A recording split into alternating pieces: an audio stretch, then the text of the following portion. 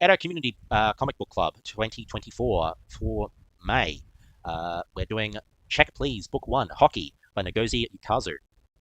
Triggers being mentioned or discussed tonight include drug abuse, near accidental suicide, fear of homophobia, debilitating anxiety, excessive alcohol consumption being normalized by societal standards, and oral fornication. I don't remember the last one, but okay. Some crude terminology used. So, the writer and artist of this book, Ngozi Ukazu, is a Houston-born American with Nigerian parents who chose comics as the means to express themselves, because when they read, they have to visualize each sentence in their heads, and it seems like the fastest way to get the movies playing inside her head out onto a page. Growing up, Ngozi was the comics editor for her school newspaper and an avid drawer throughout her schooling years. Garfield comics and newspaper comic strips were Ngozi's childhood intro to comic books. In middle school, the Tokyo Pop Manga Wave hit, which was an American distributor, licensor, and publisher of anime and manga, which exposed Ngozi to Tokyo Mew Mew, Yu Yu Hakusho, and Yashi, sourced from the school library. Then, the Bruce Timm Justice League cartoon of the early 2000s opened her eyes to a whole new world, and she was reading the likes of Kevin Smith's Green Arrow Quiver run and a lot of J.M. DeMatteis's Justice League International run, which was the iteration of the Justice League with one of Ngozi's favorite characters, Ted Kord's Blue Beetle, in addition to the likes of Guy Gardner's Green Lantern, Booster Gold, and Black Canary in the lineup. She's also a Peter Parker Spider-Man fan. Ngozi initially started out doing a computer science degree at the prestigious Yale University, but realized that wasn't where her passion lied, and switched to computing and the arts major, thinking she could potentially swing into a career in animation. In her senior year, she was required to come up with a screenplay on something, so her professor asked if she had any story seeds. In her freshman year of university, she'd been sitting in her German class talking about a Yale motto, 1 in 4 or more, which meant 1 in 4 or more students identify as queer in some way. And they were discussing how it was so cool. And in the corner of the room, they heard a guffaw from a guy, literally called Chad, on the hockey team, who chimed in. He didn't believe there were any gay guys on the hockey team. And Ngozi and her friend were like, "How can you be sure, Chad?" And it left a question in Ngozi of, well, if there was a gay boy on the hockey team that was trying to fit into whatever Chad-like box they were creating, what would their life be like? The original screenplay that Check Please is based on was originally much darker and melodramatic, about a hockey player called Harty, in love with his best friend, who's a hockey beat reporter, and Harty was addicted to pain pills due to a hurt hand. Being a black woman from Texas, she had no background in hockey, so took a deep dive researching the subject, including interviewing actual hockey players. She started converting Check Please on a whim from a screenplay idea to a webcomic in the couple of months before she started art school, and through the duration of art school in order to improve her draftsmanship. She decided to inject a lot more comedy into Check Please to be more aligned with what she wanted to write, tone-wise. She had another webcomic called The Closet Story before Check Please that was considered a flop, where she tried making profit off of ad revenue, but that didn't pan out. She considers it to be her first pancake, to be thrown away, but considered it important for seeing the start to end of the process of making a comic. The Closet Story was about a law school dropout who opened and owned a coffee shop that had a closet in the basement. When she put a book in the closet and closed the door and opened the door again, the author of the book would be standing there at the age that they had written the book. So they put Oscar Wilde's book in there, and he comes out of it. He's not able to go back, so he's trapped in our time. Ngozi started off publishing chapters of Check Please on Tumblr, and 3 or 4 years into the 7 years spent writing Check Please, started up the website most of you read the comic on. There are 3 things Ngozi thinks somebody needs to be a successful comic artist or for any other artistic pursuit. 1, love of craft. 2, professionalism, e.g. being organized, answering emails, etc. And 3, self-promotion.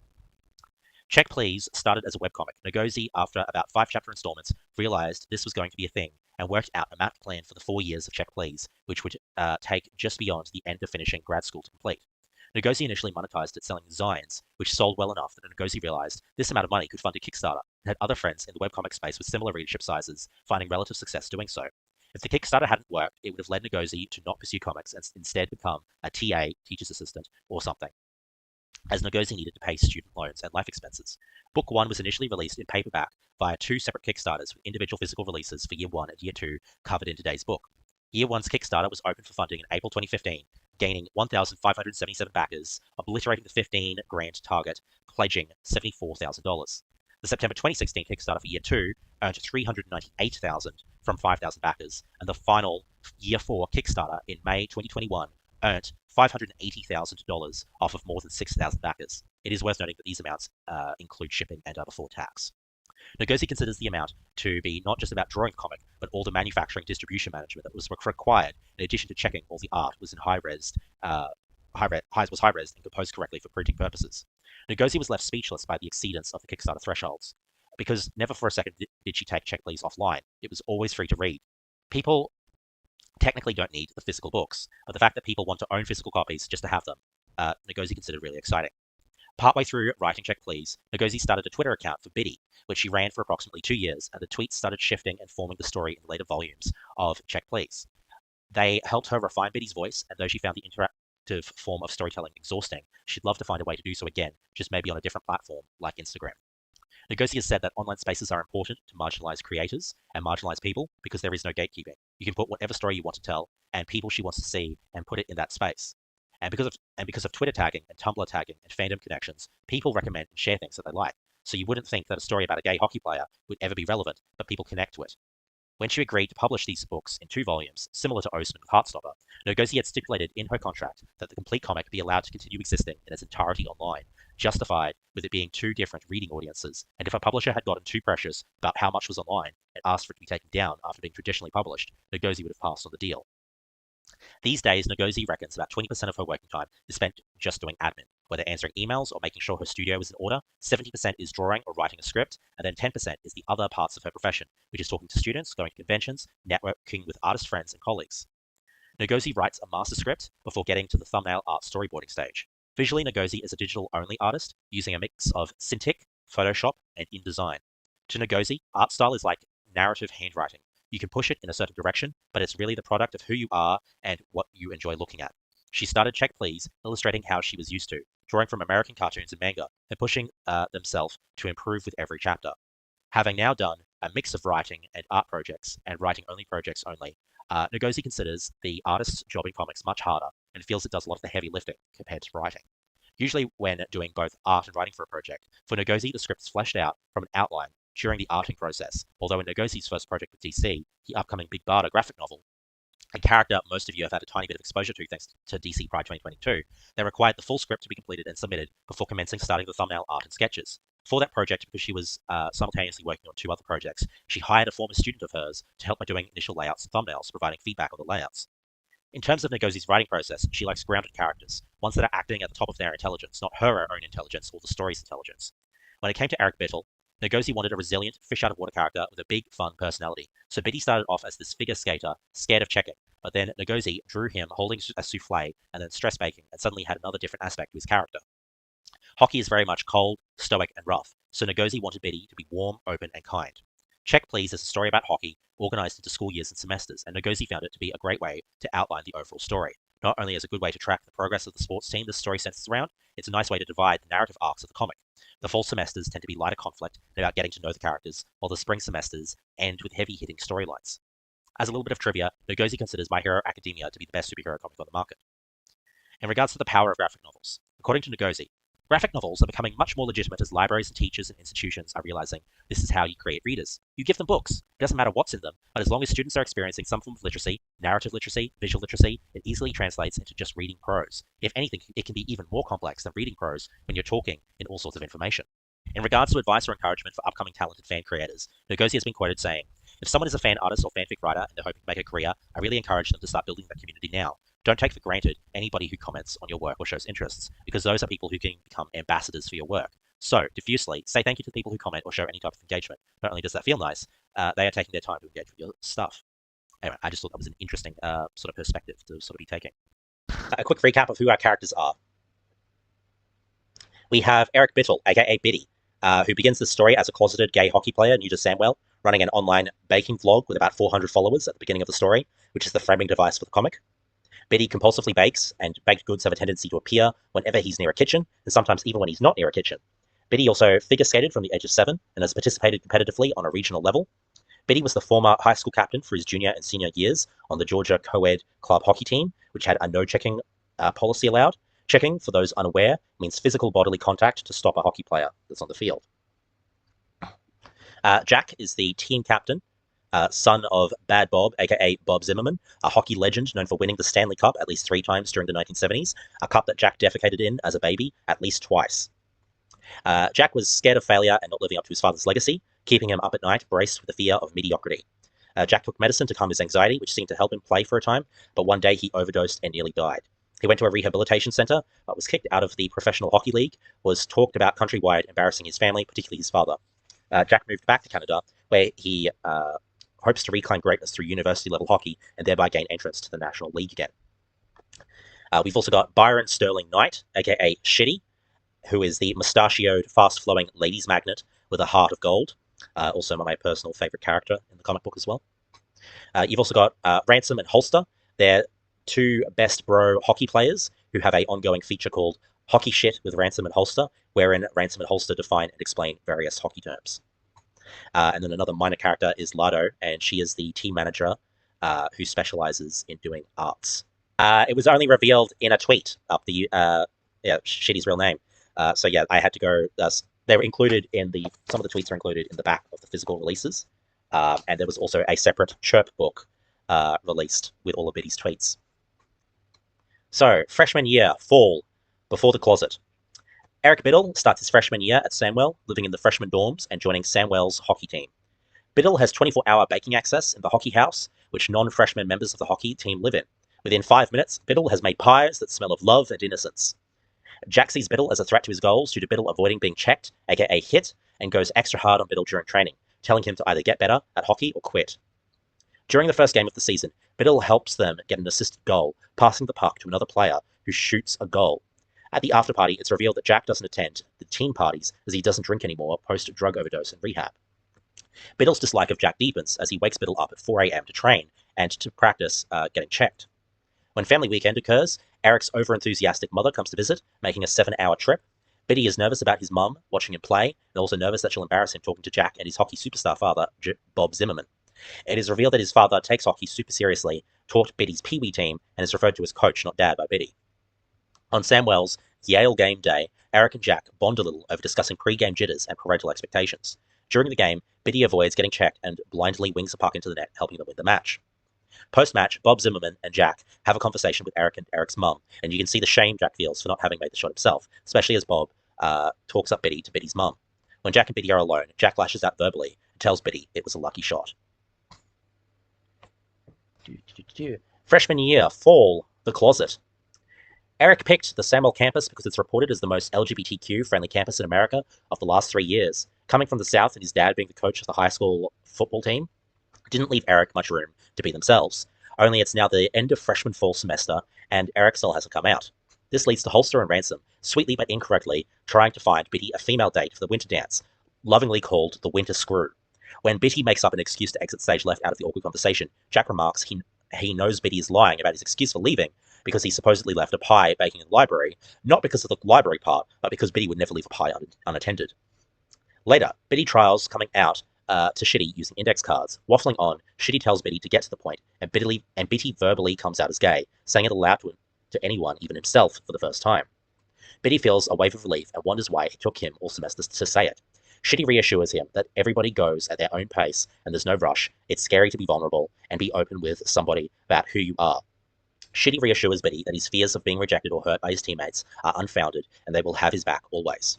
In what is undoubtedly my favourite panel in this book, Biddy remarks that Shitty was really good at navigating the coming out conversation, taking it all in stride, and that he should be a peer counsellor or something. Shitty remarks that he's used to it and that people come out to him all the time. When he was sophomore year, 5 different people came out to him in a week. He thought he had a sign taped to his back that said, "We'll confirm all sexual identities." Anyway, that's the end of that section. But freshman year spring. Lardo, an artsy sophomore shorter than Biddy who studied abroad during fall semester, returns. Biddy is put on the starting team for the hockey match against Quinnipiac, which Jack questions the coaches about. The coaches reply that Jack is a better player when paired with Biddle, which shocks Jack a little. Future freshmen visit Samwell University, soft introing a couple characters that will pop up more frequently in future years. Biddy helps out the team managers with a phenomenal care package. One of the future hockey team members, Dex, remarks he's surprised as he was expecting the players to be more stereotypically masculine than how Biddy comes across. We're also introduced to Chowder, a super enthusiastic recruit. In the lead-ups to the playoffs, Biddy and Jack's dynamic on and off the field improves. A sport commentator, player, analyst makes some heartless comments about Jack on TV. The team are eliminated during the hockey playoffs, but not before Biddy gets body checked with a hip check that leaves him with a mild concussion. Post-playoffs, Biddy wins the award for player whose enthusiasm and devotion best exemplifies the team's spirit, and Jack is unanimously voted by the team to be team captain. In his acceptance speech, you hear how Jack's thinking is starting to shift from focusing on himself as an individual player to one who's part of a team. Biddle and Jack leave for the summer on good terms. Jack mentions that his dad says hi and always asks about how Biddy and his mum are doing when he calls. Yeah. And we also get a little bit of concern towards his fellow teammate when Biddy gets checked as well, which is just a brutal couple of panels. Not showing the, I don't think they show the actual impact, but you see the helmet, the little bounces across the ground in that panel that I've got up on the slide there. Yeah. Yeah. They capture concern in the correct way as well, the facial expressions, which remind me a lot of Max Sarin's work on the Harley Quinn Eat, Kill, Bang tour, just with how like rubbery the faces are, but it really helps with all the expressions that are sort of happening. Sophomore year, fall. Biddle moves into the Samwell hockey house and wastes no time freshening up the joint, relocating alcohol to the basement, filling the fridge with food, and replacing the moldier furniture. Jack can't recognize an iconic Beyonce song. However, on the ice are problems for Biddle, fainting when being checked by his teammates at practice. His coaches tell him that he's not a freshman anymore and is returning with the same problems. They can tell he still has major issues with physicality, and they can try having Biddy talk to somebody, but if he can't sort it out, because hockey is a contact sport, Biddy being on the roster may not be in the best interest of the team or Biddy.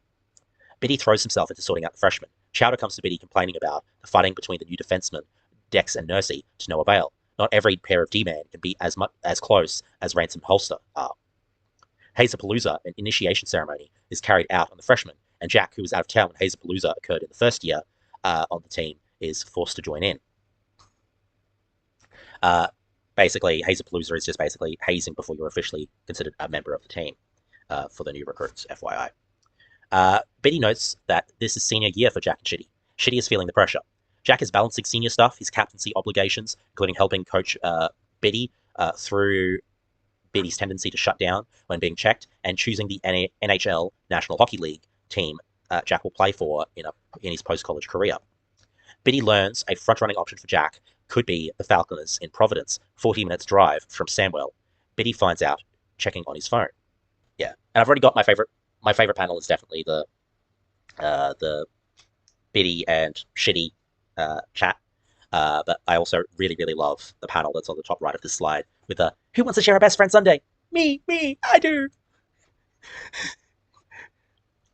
And I also love the hazing. Just Biddy, sweaters and pies, and having to be told there's no pies in hazing. Sophomore year, women, food, and American culture. A house party is being held at the frat house, and Kent Parson, a man from Jack's past, rocks up. Kent and Jack were buds, and were the high-quality hockey duo when on the same team together. Kent got drafted to the NHL, while Jack's overdose and rehab trip derailed similar plans. Ransom and Holster talk about rumors and fanfiction about Jack and Kent's relationship, but it's unclear if it's intimating their professional careers or something more. Shitty tells Bitty in confidence that Jack has a history of getting jealous, and last time Kent visited after winning a big competition, Jack treated Kent similar to how he treated Bitty in the early days. Bitty overhears an argument in Jack's room across the hall between Kent and Jack, Kent trying to pressure Jack to just join his team and ditch his current team, insulting Jack's current team in the process. Tempers escalate with Kent being upset at Jack having shut him out, and Jack upset at Kent, expecting Jack to do whatever Kent wants. Kent lashes out and intimates that Jack's worthlessness will show itself before long. Kent leaves, both Jack and Kent seeing Bitty having overheard the conversation, with a final departing dig from Kent that he's sure Jack will make his dad proud. Jack, visibly shaken, locks himself in his room without speaking to Bitty. Sophomore year. Spring. Lead up to Jack and Shitty's graduation. The team go on winter break. Biddle and Jack have a convo about the overheard conversation with Kent. Jack admits Jack and Kent owe each other apologies, and Jack isn't proud of how he reacted to Kent. Fast forward, and Lado has her junior art show. Yes, I have ice show here, and I'm like, that doesn't sound right. Fast forward, and Lado has her junior art show, and invites the Samuel hockey team. During the art show, Lado and Shitty seem close, and Shitty gets the message he got into Harvard Law. Everyone congratulates Shitty, but after a while, Lado ducks out, only Bitty noticing that she's upset. Samuel hockey progresses through the season on a winning streak, but gets crushed in the final game, crushing the team's spirits. Bitty finds a distraught Jack and wordlessly gives him a hug. Ransom and Holster are elected as dual co-captains for the following year of hockey. Jack signs with Providence University for his professional NHL future. Shitty chops his locks of hair off. Betsy, the beloved cooktop/oven, dies, and Bitty is distraught. The crew agree to chip in and buy Bitty a replacement oven. The Excel spreadsheet panels saying they owe Bitty 3 ovens is one of my favorite panel sequences and comedy bits in the series. Sure, I'm allowed to enjoy a bit of Excel humor. Jack Jack and Shitty both kiss the ice per Samuel tradition to say thank you to the ice/hockey rink. Then the team congregates on the cold roof to have a final team goodbye to the seniors. Yeah, there was no jealousy by anyone, basically, that he was leaving or doing better than them or anything. It was all just wholehearted team support, essentially. It displayed actual friendship, basically. So that's what you want friendship to be. Uplifting and supporting friends when they have their wins, essentially. Yeah. And you also get to start seeing little signs of how Biddy and Jack's dynamics have sort of changed. Like even on the rooftop with the lending him his jacket, all that kind of thing. Little speeches and the interactions and the hugs that they have and all that kind of thing as well. So there's seeds in there. The dynamic between the two of them and where it's going to go. The little smile that Jack has when he gets the cookies, all those kind of things. Yeah, nice little visual cues a lot of the time. Graduation and goodbye for the summer. Graduation happens for Jack and Shitty. Everyone disperses except for Biddy, who loiters with Jack before he'll have to catch the airport shuttle. They say goodbye, and Jack reminds Biddy that he'll see him and the team before the season starts. They part, Biddy hiding his sadness from Jack. Jack tells his dad that he has to say goodbye to everyone. Jack's dad reads between the lines and says if your heart is telling you to go say goodbye, you should go and really say goodbye. Music plays as something clicks in realization for Jack. We see a mild blush on his cheeks, usually reserved for when drawing the Biddy character. Jack runs off. Back in the hockey house, Biddy is doing some last-minute packing, crying while listening to Beyonce's Halo, the song at the beginning of the series of the webcomic. Jack runs in, frantically looking for Biddy, and kisses him, initially shocking Biddy before Biddy leans into the kiss. Jack's phone buzzes, reminding him of the real world and that he has to go, but he promises to text Biddy. Biddy is left alone in the house, happy but slightly in shock at the course of events. This is where Book 1 and Year 2 ends.